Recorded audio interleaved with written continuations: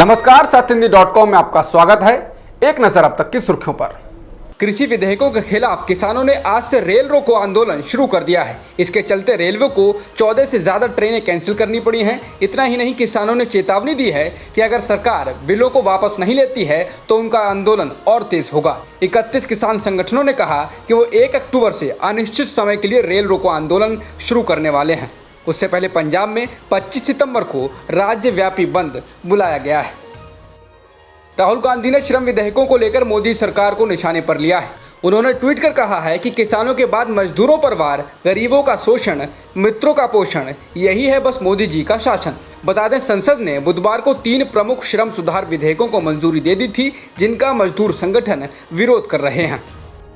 कंगना रनौत की पाली हिल्स वाले ऑफिस में तोड़फोड़ के मामले पर बॉम्बे हाईकोर्ट ने कहा कि कंगना के ऑफिस को मॉनसून के दौरान टूटे हुए हाल में नहीं छोड़ा जा सकता है। कोर्ट ने कहा कि बंगले की हालत को देखते हुए, जो कि आधा टूटा हुआ और मॉनसून है, हम इस मामले को सुनने में देरी नहीं कर सकते हैं। हाईकोर्ट इस मामले में शुक्रवार को अब सुनवाई करेगा। शिवसेना नेता संजय राउत के वकील ने अपना जवाब देने के लिए वक्त मांगते हुए कहा था कि राउत संसद के सत्र में हिस्सा लेने के लिए दिल्ली में हैं।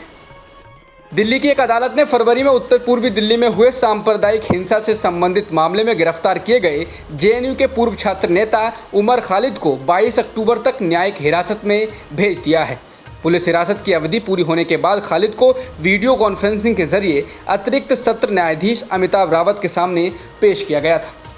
राष्ट्रीय राजधानी में हुए दंगों की जांच कर रही दिल्ली पुलिस ने अब पूर्व विदेश मंत्री और कांग्रेस नेता सलमान खुर्शीद, सीपीआई-एमएल की पोलित ब्यूरो की सदस्य कविता कृष्णन, छात्र नेता कंवलप्रीत कौर का नाम भी अपनी चार्जशीट में शामिल किया है। इसके अलावा वैज्ञानिक गौहर रजा और वरिष्ठ वकील प्रशांत भूषण का नाम भी पुलिस ने चार्जशीट में दर्ज किया है। इन पर भड़काऊ भाषण देने के आरोप लगाए गए हैं। इससे पहले सीपीएम के महासचिव सीताराम येचुरी, स्वराज इंडिया के संस्थापक योगेंद्र यादव, अर्थशास्त्री ज्योति घोष, डीयू के प्रोफेसर अपूर्वानंद और फिल्म निर्माता राहुल राय का नाम भी चार्जशीट में शामिल किया जा चुका है। कैग ने बुधवार को संसद में रक्षा खरीद के लिए सरकार की ऑफसेट नीति पर खिंचाई की है। सीएजी ने कहा है कि रफाल बनाने वाली फ्रांस की कंपनी डसॉल्ट एविएशन और यूरोपीय मिसाइल निर्माता कंपनी एमबीडीए ने अभी तक ऑफसेट करार को पूरा नहीं किया है। सीएजी ने कहा कि उन्होंने अभी तक भारत को अत्याधुनिक तकनीक देने के अपने वादे को पूरा नहीं किया। संसद में सीएजी ने यह भी कहा कि यह देखा जाता है कि विदेशी कंपनियां कॉन्ट्रैक्ट लेते वक्त बहुत से ऑफसेट वादे करती हैं, लेकिन बाद में उनको पूरा करने में गंभीरता नहीं दिखाती हैं। रफाल जेट बनाने वाली फ्रांस की कंपनी दसॉ एविएशन द्वारा ऑफसेट करार को पूरा नहीं करने को लेकर कांग्रेस ने मोदी सरकार पर निशाना साधा है। पार्टी के राष्ट्रीय प्रवक्ता रणदीप सुरजेवाला ने ट्वीट कर तंज कसा कि इस मामले में मेक इन इंडिया की जगह मेक इन फ्रांस हो गया है। उन्होंने कहा कि सबसे बड़े रक्षा सौदे की क्रोनोलॉजी सामने आ रही है। सीएजी की नई रिपोर्ट में स्वीकार किया गया है कि रफाल ने ऑफसेट में टेक्नोलॉजी ट्रांसफर की बात को ताक पर रख दिया है।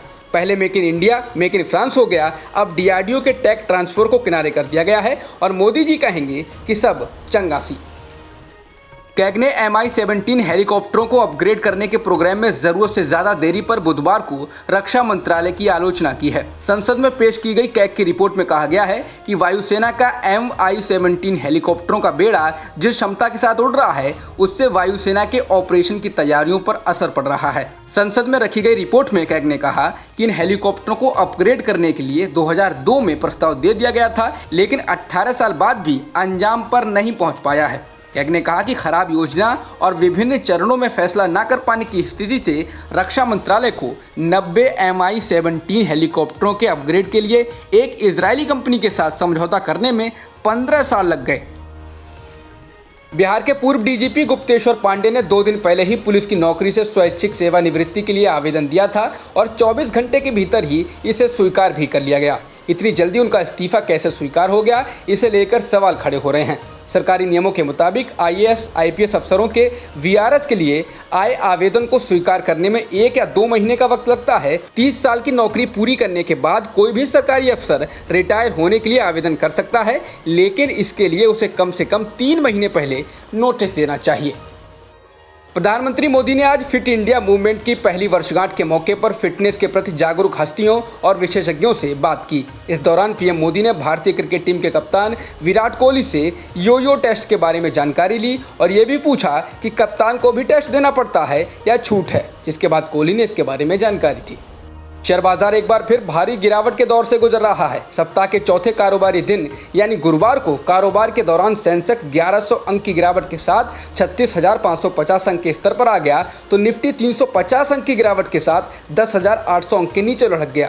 कारोबार के अंत में सेंसेक्स 2.96% यानी 1114 अंक की गिरावट के साथ 36,553 अंक पर बंद हुआ। तो निफ्टी की बात करें तो 326 अंक की गिरावट के साथ 10,805 पर आ गया। ऑस्ट्रेलिया के पूर्व बल्लेबाज डीन जोन्स का दिल का दौरा पड़ने से निधन हो गया है। वो 59 साल के थे। डीन जोन्स का निधन मुंबई में हुआ। आईपीएल के दौरान जोन्स मुंबई में रहकर कमेंट्री कर रहे थे। भारत में कोरोना संक्रमितों का आंकड़ा 57,37,000 के पार हो गया है और मृतकों की संख्या 91,000 से अधिक हो चुकी है। फिलहाल एक्टिव मामले 9,71,000 से अधिक हो चुके हैं।